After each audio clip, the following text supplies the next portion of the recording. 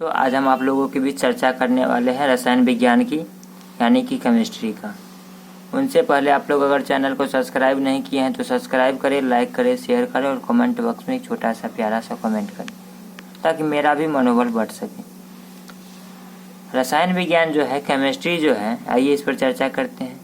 इसके अंतर्गत क्या होता है? पदार्थों के गुण, संघटन, संरचना तथा उनमें होने वाले परिवर्तन एवं इनकी क्रिया प्रतिक्रिया का अध्ययन किया जाता है। इस चीज़ को समझना है। केमिस्ट्री जो है यानी इसको हिंदी में रसायन विज्ञान कहते हैं और केमिस्ट्री का विकास केमिकेटिंग से हुआ, केमीटेकिंग से हुआ है और केमीटेकिंग का विकास किमिया से हुआ है। यानी किमिया से केमीटेकिंग बना है और केमीटेकिंग से केमिस्ट्री बना है।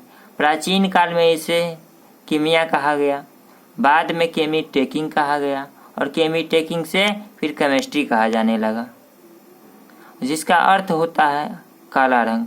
और इस केमिस्ट्री यानी किमिया का जो विकास हुआ है वो मिस्र में हुआ है। कहाँ हुआ है?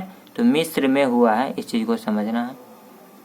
लेवैसिये नामक एक वैज्ञानिक हुए जिसे आधुनिक रसायन विज्ञान का जन्मदाता कहा जाता है। किसको? तो लेवैसिये को। और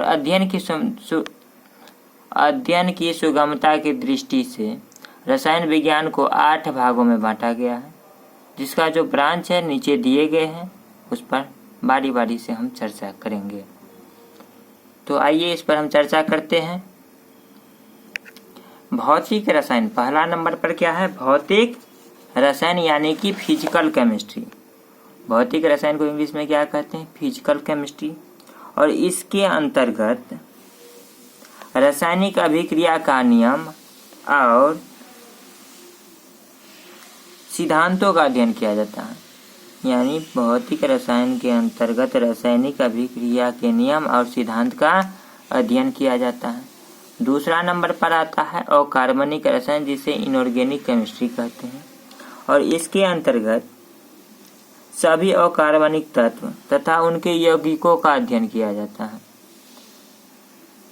तीसरे नंबर पर आएंगे यानी क्या है? कार्बनिक रसायन, इसे इंग्लिश में ऑर्गेनिक केमिस्ट्री कहते हैं।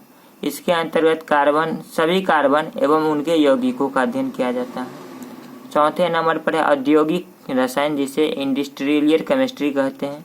इसके अंतर्गत उद्योग में प्रयुक्त होने वाले बृहद परिमाण में निर्माण संबंधी नियम, अभिक्रिया और उनकी विधि का अध्ययन किया जाता है।